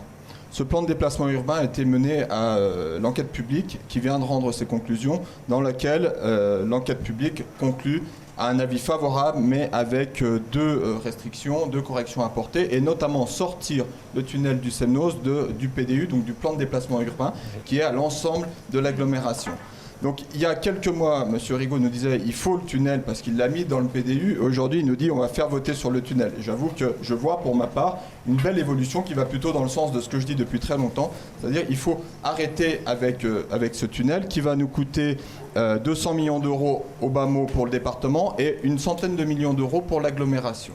Ces 100 millions d'euros, il faut les récupérer pour faire du transport en commun en site propre, à haut cadencement et à grande capacité. Alors, quel mode choisir? On a aujourd'hui, dans l'air du temps, plusieurs choses. Moi, je suis assez favorable au tramway parce que ça nous permettrait notamment de réutiliser la voie SNCF le long de l'avenue de Brony, qui aujourd'hui crée une cassure dans la ville d'Annecy entre l'Est et l'Ouest. Et en mettant un tram à la place du train Et donc, faisant arrêter les trains, on en reparlera tout à l'heure, mais notamment le Léman Express, plutôt à la gare de Pringy pour prendre ensuite un tram pour venir en centre-ville d'Annecy, on pourrait recréer une perméabilité des deux côtés de la ville et réapaiser la ville, remettre des arbres, remettre de la verdure. Mais il peut y avoir d'autres solutions. Le fil, ça a été dit, il y a du trolleybus, ça a été parlé, etc. Moi, je ne suis pas ingénieur des questions de mode, quel il faut. Donc, ce qu'on fera, c'est que le 23 mars au matin, quand on est élu, on lancera une grande consultation et une grande concertation avec tous les habitants, tous les spécialistes, toutes les associations, tous les élus qui le souhaitent. On se donne 6 mois pour réfléchir à toute cette question de l'organisation des transports. Dans 6 mois, on sort avec un ou des scénarios qu'on met là aussi au référendum pour ensuite, dès décembre, pouvoir se lancer sur les 5 ans et quelques mois qui nous restera du mandat à l'organisation des transports en commun. Parce que quand on parle de transport en commun, vu le peu qui a été fait depuis des années avec cette structuration, avec un pôle central à la gare qu'il faut revoir, évidemment, ça va nous coûter beaucoup d'argent. Et moi, je ne suis pas comme certains à dire l'argent, il y en a, ça tombe du ciel, etc. À un moment donné, il y a quelqu'un qui paye. Donc la question, ce sera de savoir si c'est l'usager qui paye. Personnellement, j'y suis pas favorable. Est-ce que c'est le contribuable ou bien est-ce que ce sont les entreprises ? Moi, je suis chef d'entreprise, c'est facile de taper sur les entreprises et de dire il faut augmenter le VT, etc. Oui, on est un des plus faibles, c'est vrai. Le versement transport, c'est vrai. Donc il y a des marges de manœuvre sur le versement transport, c'est vrai. Mais il y a un moment donné, les entreprises ne seront pas aussi les vaches à lait qui financeront l'ensemble de la constitution d'un nouveau réseau de transport. Donc il faut mettre toutes ces questions sur la table, en débattre. Donc on peut avoir soit de l'endettement, puisqu'on a des capacités d'endettement, mais éventuellement aussi avoir des questions sur la fiscalité qui peut arriver aussi. Et moi, je préfère être clair et honnête. Ce sera mis sur la table, et je le redis à la fin, référendum pour ces questions-là. Sur le vélo, puisqu'on en a parlé un petit peu, mais c'est quand même une question forte, trop peu a été fait dans les derniers mandats. Donc effectivement, on a assisté avec plaisir à l'émergence de Imagine le Grand Annecy, sur laquelle on a des propositions.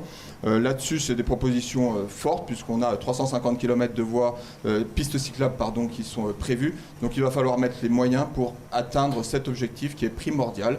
Des pistes cyclables et non pas des bandes cyclables, comme c'est fait le long des routes, mais vraiment séparées pour sécuriser les flux.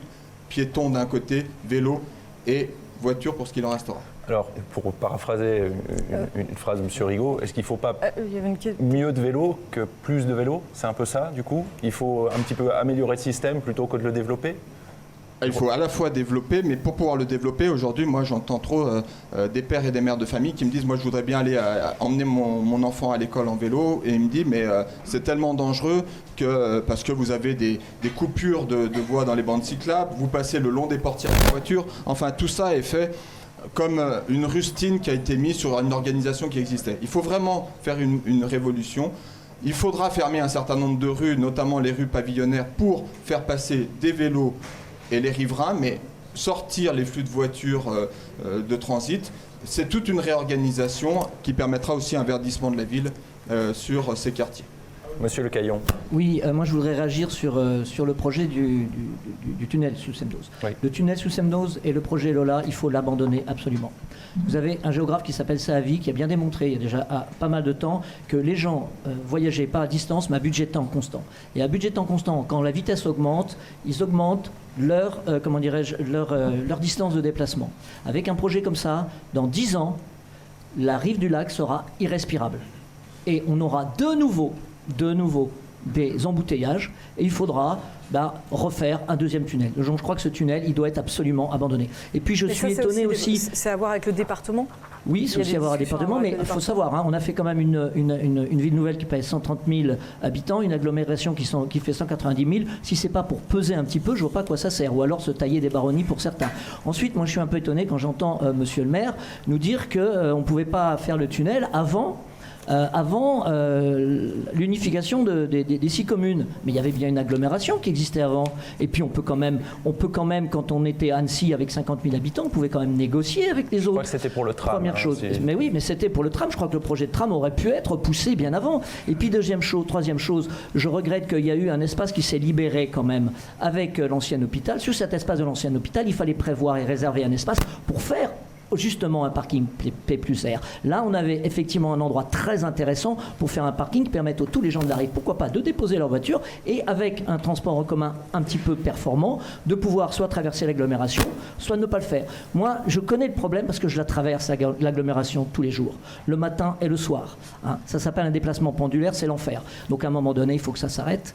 Voilà. Et c'est pas avec le tout voiture du projet du tunnel sous Semnoz que l'on va régler le problème. Est-ce que vous souhaitez répondre en 2 mots? 2 mots sur le stationnement, beaucoup en parlent. L'enjeu est bien de hiérarchiser les usages en matière de stationnement, puisque vous vouliez me faire réagir sur la place des Romains qui a été rendue payante, mais avec des abonnements évidemment pour les résidents et des abonnements particuliers pour les salariés qui travaillent dans le secteur. Parce que quand on dit on va faire tout gratuit, on va faire tout payant, sauf pour les habitants, c'est mal connaître que le domaine public, quand il est public, il ne peut pas être privatisé pour tel ou tel, mais qu'il y a une tarification quand c'est le cas. Voilà. On va attaquer la deuxième partie. Tout à fait, les grands projets. Alors j'imagine que vous avez plein de choses à nous dire là-dessus. Certains d'entre vous sont même allés jusqu'à chiffrer complètement tout ça. Hein. Je crois que M. Dupertuis, vous nous annoncez une enveloppe sur tous ces grands projets. Donc dites-nous tout là-dessus. Monsieur Rigaud, centre de congrès, c'est derrière nous tout ça? Alors les grands projets, moi si vous me permettez, c'est 3 séries de 3. Comme ça c'est facile. Première série, c'est 3 grands projets transverses qui impriment complètement l'état d'esprit de notre équipe, parachever la commune nouvelle et avec toutes les politiques de proximité qui vont avec. On m'a reproché, c'est vrai, au moment où on construit une commune nouvelle, qu'il y a eu un peu d'éloignement, les élus ont été perdus, les personnels, il a fallu réorganiser tout ça, c'est pas rien, 3100 agents. Bien, il faut terminer ce travail. Il est déjà bien avancé, il faut que le service public il soit dans tous les quartiers, au plus près, réinstallation de conseils de quartier pertinents, avec des conseillers délégués, élus, pour chacun des quartiers, compte tenu de la répartition géographique des uns et des autres, avec du personnel pour l'accompagner. Première grande thématique. La seconde, c'est décarboner la ville. Et c'est maintenant. Décarboner la ville compte tenu de l'urgence climatique, c'est bien sûr, on a parlé du tramway, mais c'est aller vers une zone à faible émission. On a déjà mis la zone de circulation différenciée avec les vignettes critères. Eh bien, on va aller au-delà avec cette zone-là, à l'étude avec l'Agence de l'économie de l'énergie. Zone à faible émission, qu'est-ce que c'est? C'est une zone où on pourra circuler de manière totalement apaisée et justement qui est un peu plus complète que les vignettes critères accessibles aux véhicules propres. Pas de voitures, peu de voitures? C'est pas forcément pas de voitures, c'est un nouveau dispositif qui se met en réflexion dans les très grandes villes et je pense que nous on a la volonté de le mettre en place dans notre ville de taille moyenne. Décarboner la ville, c'est également les logements qui prend une large part, donc rénovation thermique des bâtiments. J'éco-rénove ma copropriété, c'est à la fois encourager les copropriétés à moins consommer de carbone, mais c'est aussi chacun des habitants à moins avoir de dépenses de chauffage ou d'énergie. C'est promouvoir les énergies renouvelables, boucle d'eau du lac. Nous avons commencé avec la future piscine des Marquisas et le quartier des Trésors. C'est aller au-delà. Et puis enfin, c'est végétaliser la ville avec développer les jardins partagés. C'est très attendu. Mettre des arbres fruitiers en ville, beaucoup plus. Replanter la ville et puis continuer avec le parc. Un parc à 15 minutes, on l'a déjà. C'est-à-dire qu'aujourd'hui, il nous manque le Vallon du Fier, ce grand poumon au centre de la ville. On a déjà le Verrier, on a déjà le Semnoz, on a déjà les bords du lac, on va compléter le bord du Thiou. Voilà, ça c'est pour la première thématique. Le deuxième grand objectif, c'est les 2 objectifs permanents, les logements pour les salariés et pour les plus démunis. 30% de logements sociaux, on continue pour être dans les purs. C'est l'emploi et le développement économique. Et là, vous me dites centre de congrès, j'y réponds. Le centre de congrès, on a renoncé à le faire à cet endroit pour que le parc soit complété, le parc Charles-Bosson, mais on ne perd pas l'enjeu du tourisme d'affaires pour autant, parce que c'est du développement économique. Enfin, c'est l'objectif Annecy, ville de santé, bien manger, bien vivre, circuit court, faire en sorte qu'on ne consomme plus d'espace agricole, et c'est pas rien. Ça revient sur la théorie de comment on a une ville qui partage l'espace. On a parlé au titre des transports, il faut faire la même chose en matière de logement et développement industriel pour laisser des espaces agricoles. Je tiens à redire, notamment à M. Lecaillon qui connaît bien les rives du lac et Saint-Joriot, qu'avec l'agglomération, on a fait rendre 40 hectares à Sevrier et Saint-Joriot au terrain agricole de façon à ce que ce soit plus urbanisable justement pour décongestionner les bords du lac. Enfin, 3 projets précis, les haras, la piscine des Marquisas, Et puis également le parking enterré de la préfecture, là aussi, dans le cadre de la hiérarchisation, pour pouvoir piétonniser le reste du centre-ville autour de la rue du Lac et de cet ensemble-là, et finalement apaiser complètement, avec une vision globale, notre ville d'Annecy. Merci. Monsieur Dupertuis, avec une enveloppe de 184 millions d'euros, je crois que c'est ça, Vous avez des choses à nous annoncer. Oui, parce qu'effectivement, vous l'avez dit, je crois que des programmes qui seront présentés, on a été les seuls à faire l'exercice de chiffrer, parce que moi j'ai siégé pendant 12 ans à la commission finances de la ville et de l'agglomération, donc je suis attaché aux questions du sérieux budgétaire, et puis mon doctorat d'économie fait que j'ai gardé quelques vieilles notions de finances publiques.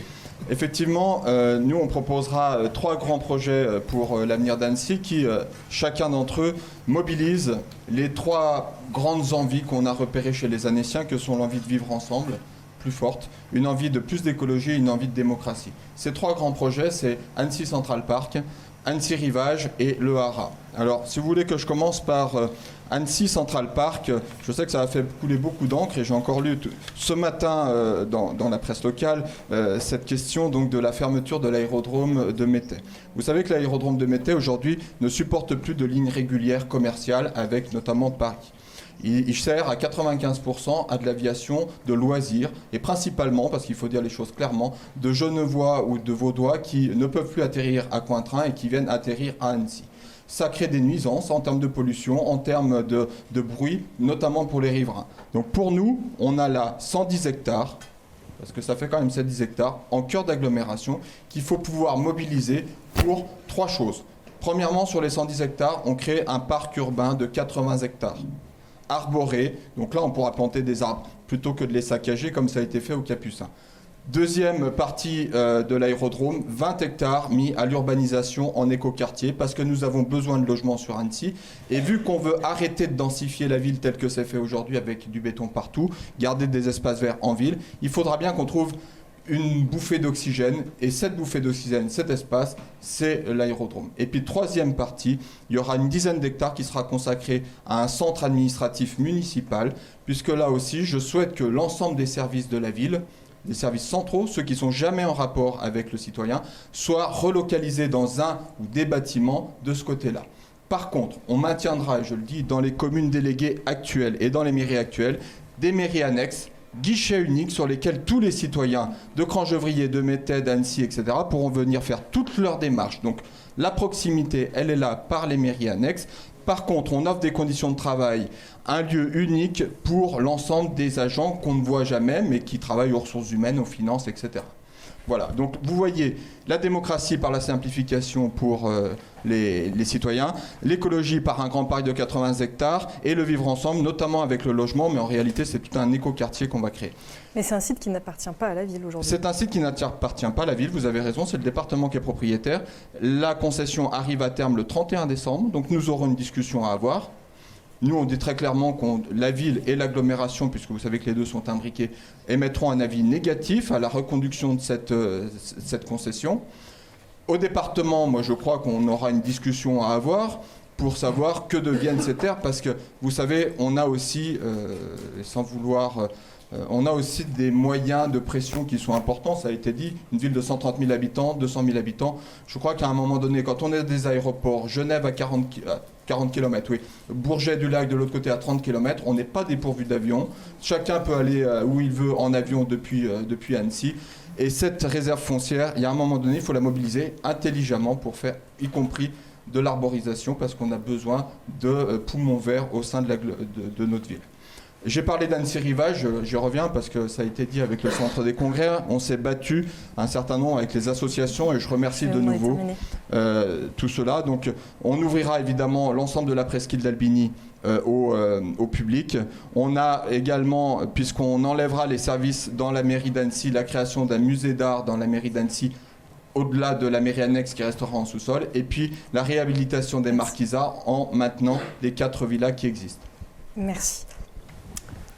Petite question, vous êtes certain à mettre en avant la nécessité de contrôler l'évolution démographique de la ville et de faire face le mieux possible à la bétonisation. Sauf que tout le monde veut venir à Annecy. Dans un département marqué par l'attractivité de Genève, on a un excédent de population. Comment on fait pour mêler les deux ? Maîtriser la bétonisation et en même temps accueillir des gens, la nécessité d'accueillir des gens. Et c'est Vincent Lecaillon qui va répondre pour les trois. Et les deux autres, je vous invite à garder ça pour votre conclusion. Écoutez, il y a un outil que possède le maire, c'est le permis de construire. Alors il est certes qu'on ne peut pas mettre un mur et dire aux gens vous venez pas à Annecy, c'est pas possible. Ça serait un mensonge de le dire. Néanmoins, le maire a quand même cet outil qui est intéressant. Et vous l'avez bien compris, en fait, l'urbanisme, la mobilité et les coûts des loyers sont en interaction. Pour réduire les coûts des loyers, pour réduire la mobilité, pour arriver à agir là-dessus, c'est par l'urbanisme qu'on peut le faire. Et encore une fois, je viens de le dire, le maire a des moyens à ce niveau-là. Alors tout à l'heure, monsieur le maire m'avait dit qu'effectivement, Saint-Joriot-Sevrier, on avait bloqué les permis de les construire et que des espaces avaient été dévolus donc, à l'agriculture, des espaces de réserve. D'accord, moi je veux bien. Sauf qu'aujourd'hui, avec la métropolisation, quel phénomène est en train de se produire ? Il est en train de se produire des phénomènes que vous avez des gens, pour rechercher des coûts de loyer beaucoup moins importants, vont à Doussard, vont à Faverges. Et là, on va beaucoup plus loin. Ça s'appelle la métropolisation. C'est-à-dire les classes populaires et les classes moyennes qui sont rendues à l'extérieur, qu'on éloigne, et le reste de Annecy qui est gardé pour ceux qui ont les moyens de se payer, effectivement, et les rives du lac, se payer des loyers ou des maisons. Donc ça, c'est quand même un problème qu'il va falloir régler. Donc nous, je le dis bien, nous voulons d'abord... sur les questions de mobilité, j'ai dit tout à l'heure, mais il faut effectivement partir sur des logements aidés. On a vu que beaucoup parlaient de logements sociaux. C'est très bien, nous aussi, nous sommes pour les logements sociaux. En particulier, nous pensons aux saisonniers qui viennent 6 mois par an ici et qui n'arrivent pas à se loger. Nous sommes pour la création d'une maison des saisonniers qui permettra aux saisonniers de se loger à moindre coût et qui permettra également de fournir à notre tissu économique local de la main-d'œuvre dont elle a besoin. J'en profite pour dire qu'on a eu des questions sur les saisonniers. Nous avons aussi une idée qui me semble être intéressante, c'est celle des micro-maisons, des tiny houses. Aujourd'hui, c'est une solution à l'habitat dur tel qu'on l'a. C'est un habitat alternatif doux qui coûte beaucoup moins cher, qui peut être accessible aux jeunes, qui peut être accessible aux étudiants, qui peut être accessible aux personnes seules. Il y a, je pense, toute une idée à développer. Nous, évidemment, nous allons effectivement promouvoir ce qu'on appelle le bail réel solidaire, qui est un bail qui peut découpler à la fois le foncier et le prix de la construction des bâtiments, ce qui fait réduire le coût non seulement de l'achat, mais aussi de la location. Et puis, nous voulons lutter, ça c'est très important, c'est une dérive qui est en train de toucher Annecy comme elle touche Paris. Nous voulons lutter contre les locations de meublés touristiques. Aujourd'hui, avec le site Airbnb en particulier, vous avez un développement de meublés touristiques, des gens qui investissent et qui ne louent que pour le tourisme. Eh bien là, vous avez Il y a déjà un contrôle qui s'exerce. Oui, non, le contrôle ne s'exerce pas. Il est quasiment inexistant sur la ville d'Annecy. Beaucoup de gens dépassent les 120 jours qui sont autorisés par l'État et ça, c'est un scandale. Eh bien, en faisant ça, nous allons libérer, je pense, une partie des tensions sur le logement. Et puis, également, il faut rapprocher les citoyens des pouvoirs. Sans ça, plus rien n'a de sens. Donc nous voulons pratiquer le référendum d'initiative populaire à partir d'un certain nombre d'élus, à partir d'une demande d'inscription ou d'une question qui sera posée, à partir d'un nombre qui sera effectivement défini. Nous voulons mettre en place nous voulons faire de la commune d'Annecy une espèce de fédération de quartiers, puisque les quartiers sont prévus aujourd'hui. Il faudra effectivement revoir le périmètre de ces quartiers. Et puis également, nous ne voulons plus de mairies déléguées. Il faut des mairies annexes pour que les gens effectivement puissent se déplacer et puissent pratiquer effectivement et avoir les services. Ouais. Voilà, démarches administratives, mais plus de mairies déléguées. Sinon, donc de communes déléguées. De communes déléguées. Sinon, c'est pas la peine. Encore une fois, on recrée une féodalité pour servir les anciens maires qui ont accepté sous cette condition d'adhérer à la vie nouvelle. Et puis il y a la sécurité. Merci. La sécurité, personne n'en parle. C'est quelque chose d'important. Et ça sera effectivement un de nos projets phares. Oui, vous en avez peu parlé d'ailleurs. J'en ai peu parlé parce que souvent les thèmes étaient imposés, mais la sécurité elle est importante. Je rappelle que Annecy est devenue une plaque tournante de la drogue. J'ai moi-même été menacé de mort il y a 2 mois parce que j'avais dénoncé un gugus qui se permettait de vendre de la drogue sur, proposer sa marchandise. Alors c'est tout juste si vous ne proposez pas des cartes d'abonnement sur Annecy et différentes régions. Je l'ai dénoncé et j'ai eu une menace de mort. C'est un pur scandale. Donc ça fera bien partie de votre... Alors là, ça fera bien partie. programme. Vous avez des endroits à Annecy où effectivement vous avez de la vente de drogue toute la journée, en toute impunité. Merci. Voilà. Merci. On passe à la 3e partie, Ludovic, et ça va être une conclusion en fait, puisqu'il nous reste un peu moins de 2 minutes pour la 3e partie, plus la conclusion. Voilà, on a accumulé un petit peu de retard, donc on va vous demander de nous dire quel maire vous serez si, au terme du vote du 22 mars, du second tour, vous êtes élu. Et puis vous allez aussi nous parler un petit peu de votre couleur politique, nous en dire un petit peu plus. On a bien compris que les étiquettes s'estompent. Alors vous, Monsieur Rigaud, pour Madame Lardès, c'est vite vu, vous les avez toutes. C'est vrai. Comme quoi.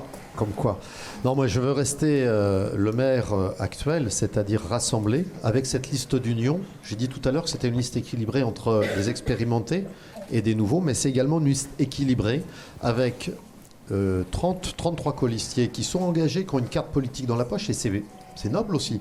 Tendance républicain, LR, soutien LREM, le parti présidentiel, soutien des centristes dans les différentes composantes, MoDem, UDI, Agir, la droite constructive et les radicaux. Voilà. Mais l'essentiel reste des personnes de la société civile qui aiment leur ville, qui habitent Annecy et qui sont engagés pour Annecy, et c'est ça cette dynamique que l'on crée. Donc c'est véritablement le parti d'Annecy. Merci. Je vous coupe, sinon vous n'allez pas pouvoir conclure. Monsieur Dupertuis, vous êtes où politiquement ? Je suis au politique. Là, pour l'instant, je suis au bar de Bonlieu avec vous et très heureux. Politiquement, chacun connaît ma sensibilité politique personnelle. Maintenant, la liste que je conduis est plutôt de centre-gauche. Plutôt de centre-gauche. Par contre, la liste que je conduis aujourd'hui, je ne suis plus adhérent à un parti politique et je l'ai dit tout à l'heure, aucun de mes colistiers n'est adhérent à un parti politique. On a des gens qui aujourd'hui défendent des valeurs d'humanisme, de démocratie et d'écologie, qui sont tous... Enfin, on a 3 anciens élus, donc j'ai ma collègue Claire Lepant avec lequel on a beaucoup fait railler pendant ce mandat, et puis j'ai sinon des primo-candidats qui ont décidé de me rejoindre parce qu'ils ont retrouvé en notre combat avec Claire de la constance, du sérieux, une certaine vision pour Annecy et surtout une éthique qui vise à aucune compromission avec, j'allais dire, la majorité sortante. Donc voilà la couleur politique qu'on peut m'affubler. Pour le coup, une vraie liste citoyenne sans fauner d'autres partis politiques. Merci. Monsieur Le Caillon. Alors, écoutez, moi je n'ai pas mon drapeau dans ma poche. Moi je suis clairement adhérent au Rassemblement national, mais notre liste est une liste d'alternance. Et en tant que liste d'alternance, nous avons 25% d'adhérents du Rassemblement national, le reste étant des gens qui sont sans étiquette. J'ai 2 LR, j'ai même une dame qui vient de Lutte ouvrière. Donc c'est quelque chose d'assez, d'assez ouvert.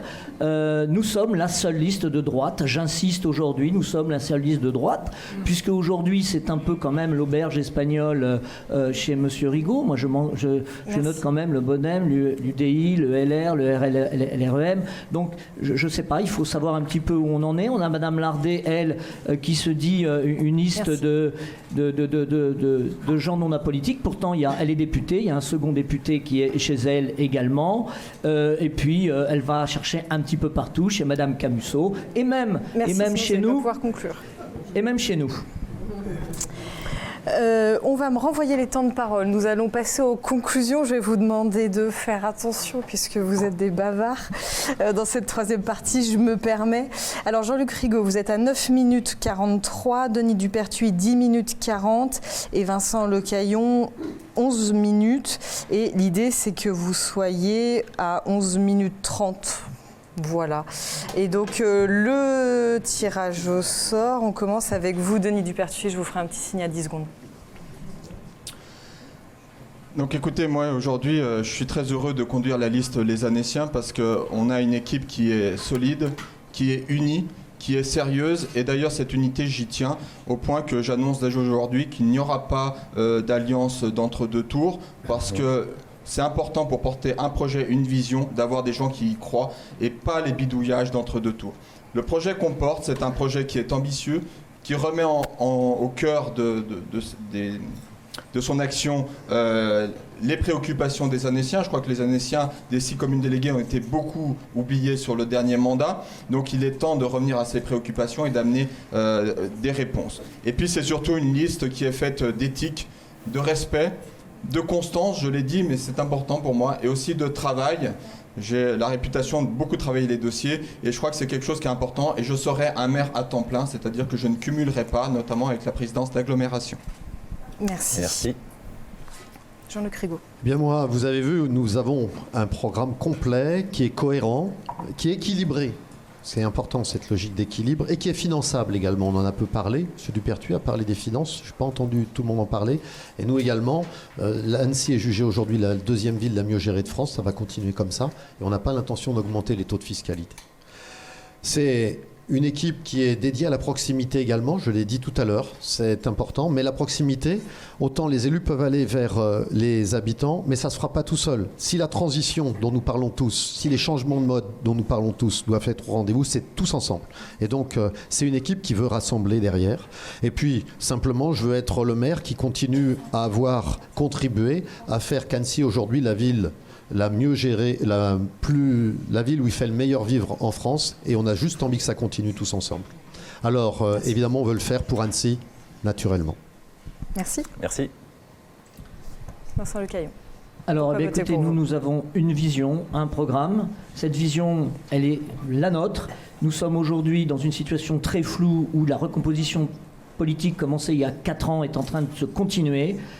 Et nous sommes l'île qui est là, qui est effectivement solide, qui tient et qui va proposer aux Annéciens une véritable alternative. Eh ben parfait.